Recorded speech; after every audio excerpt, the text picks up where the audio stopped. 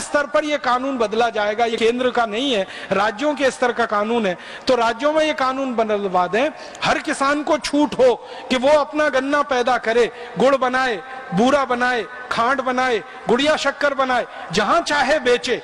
अगर ग्लोबलाइजेशन विदेशी कंपनियों के लिए हो सकता है तो ग्लोबलाइजेशन किसानों के लिए क्यों नहीं होना चाहिए? विदेशी कंपनियों को पूरी छूट है इस देश में कि वो कुछ भी बनाएं और कुछ भी बेचें और कहीं भी ले जाएं, तो ये छूट किसानों को क्यों नहीं हम दे सकते कि वो गुड़ बनाएं, गुड़िया शक्कर बनाएं, बूरा बनाएं, जहां चाहें वहां बेचें। और कितना बड़ा रोजगार पूरे देश में हो सकता है।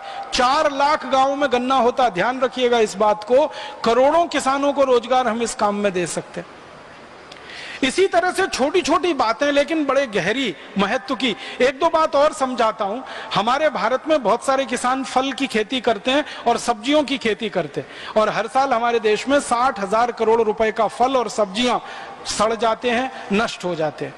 तो हमारे किसानों को छोटी छोटी समितियां बनाकर, समूह बनाकर, ये जो फल और सब्जियां सड़ रहे हैं, ये सड़ने वाले फल और सब्जियों को ही प्रोसेसिंग करवा दिया जाए तो 60,000 करोड़ की आमदनी तो ऐसे ही होती है देश को।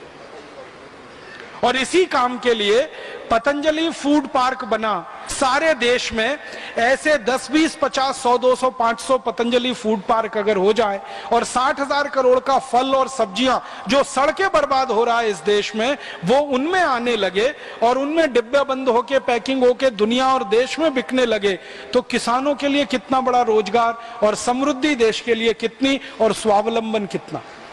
मक्का होता है ना, मक्के का कॉर्नफ्लेक्स बना के बेचा जाता है और लूट रहे हैं हमको। विदेशी कंपनियां तो घुसे हुए हैं इस बाजार में, उनको मालूम है कि भारत के लोगों को मक्का पसंद है, तो मक्के का वो जो फूला जैसा बनाते हैं जिसको वो कॉर्नफ्लेक्स करते हैं वो भी पसंद होगा, तो वो बना के खिला रहे हैं। मक्का हमसे ले रहे हैं, कॉर्नफ्लेक्स भी हमको ही खिला रहे हैं। मक्का हमारा वो लेते हैं 7-8 रुपए किलो और कॉर्नफ्लेक्स हमको खिला देते हैं 150, पौने 200 रुपए किलो का। चौलाई का सबका बन सकता। अब ये कॉर्नफ्लेक्स हम क्यों नहीं बना सकते जो विदेशी आके कर रहे हैं इस काम को?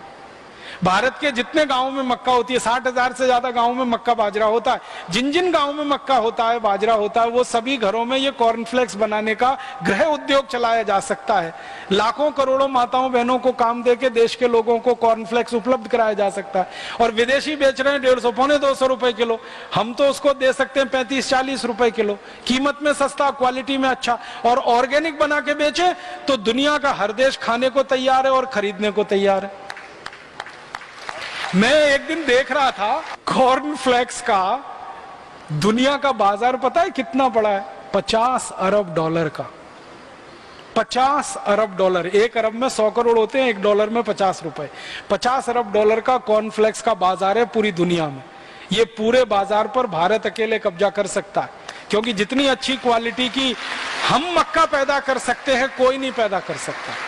क्योंकि मक्के के लिए जो भूमि चाहिए वो भारत में सबसे अच्छी है, और मक्के को जो बहुत आसानी से उपलब्ध होने वाली चीजें चाहिए वो भारत में आसानी से उपलब्ध है। दूसरे ग्रेन्स का भी ऐसे ही गेहूं का हो सकता है, गेहूं का दलिया बना के सबको खिलाया जा सकता है, जौ का बना के कॉर्नफ्लेक्स वो खिलाया जा सकता है, जब चौलाई का बना के खिलाया जा सकता है। सब तरह के अनाजों का प्रोसेसिंग करके सारे दुनिया को हम खिला सकते हैं।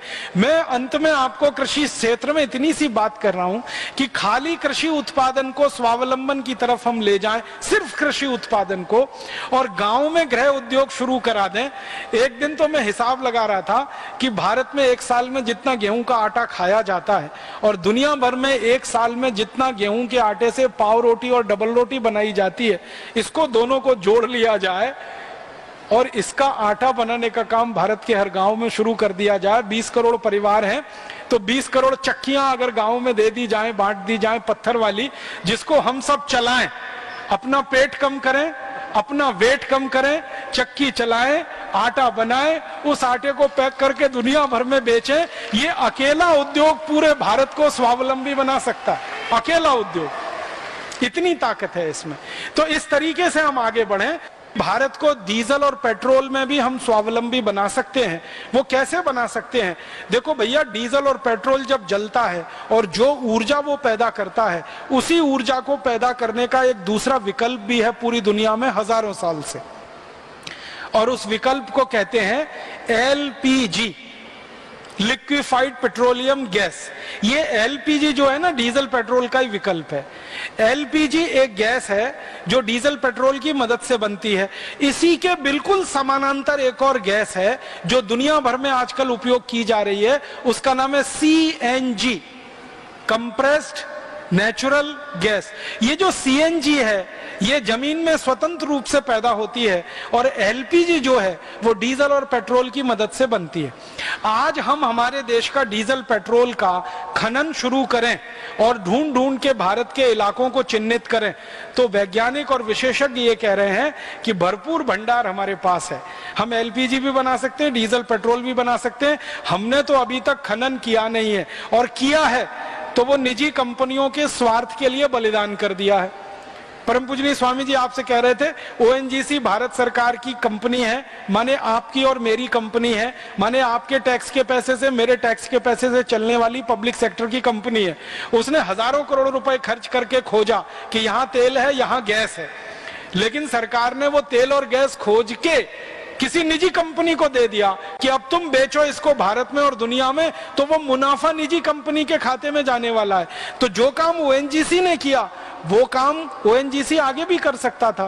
खोजने का काम जो कंपनी कर सकती है वो बना के बेचने का भी काम कर सकती है। उसमें कोई बड़ी तकनीकी की जरूरत नहीं है, क्योंकि खोजने में ज्यादा बड़ी तकनीकी लगती है, बनाकर बेचने में उतनी बड़ी तकनीकी नहीं लगती। तो वो काम पूरा ओएनजीसी को दे दिया जाए और ओएनजीसी का मुनाफा माने देश का मुनाफा। तो इस मामले में ओएनजीसी हमको पूर्ण स्वावलंबी बना सकती है।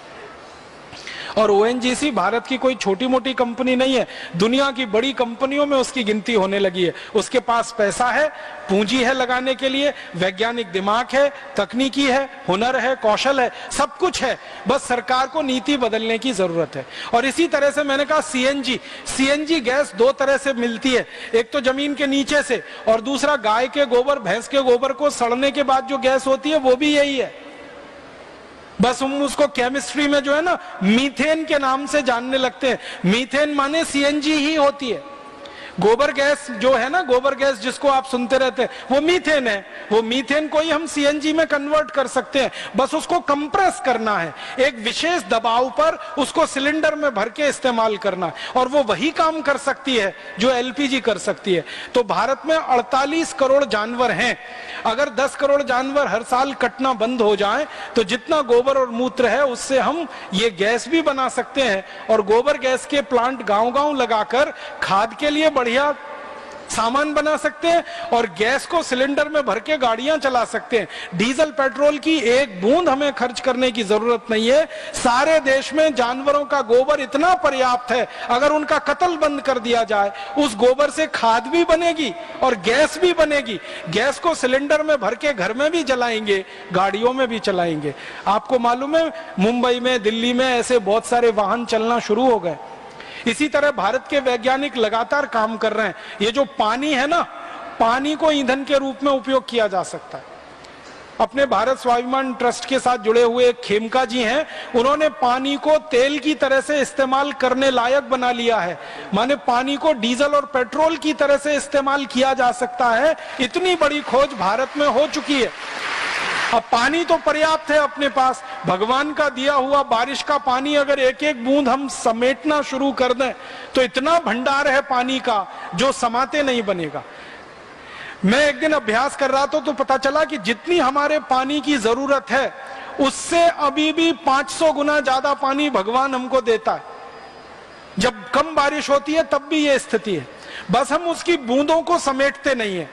जो पानी आपकी छत पर गिर रहा है उसको आप घर में इकट्ठा कर लो, जो पानी खेत में गिर रहा है उसको खेत में इकट्ठा कर लो, जो पानी गांव में गिर रहा है वो तालाब में इकट्ठा कर लो। एक एक बूंद पानी की अगर हम समेट लें तो पीने का पानी पर्याप्त है, खेती के लिए पर्याप्त है, उद्योग के लिए पर्याप्त है, और उसके बाद बचेगा उसको डीजल पेट्रोल की तरह से जलाएंगे अपनी गाड़ियों में। हमें किसी अरब देश पर निर्भर रहने की जरूरत नहीं है, हम तो पूर्ण स्वावलंबी हो जाएंगे। तो भारत में स्वावलंबन के रास्ते बहुत हैं, बस इसमें ध्यान देने की बात है। चिकित्सा क्षेत्र में हम स्वावलंबी हो सकते हैं। परम पूजनीय स्वामी जी ने जब से ये योग प्राणायाम का अभियान शुरू किया है, सारे देश को और दुनिया के विशेषज्ञों को अब ये विश्वास हो गया है कि बिना गोली खाए, बिना इंजेक्शन लगाए जिंदगी की हर बीमारी ठीक की जा सकती है। कैंसर से लेके, डायबिटीज से लेके, अर्थराइटिस से लेके, ब्रोंकाइटिस से लेके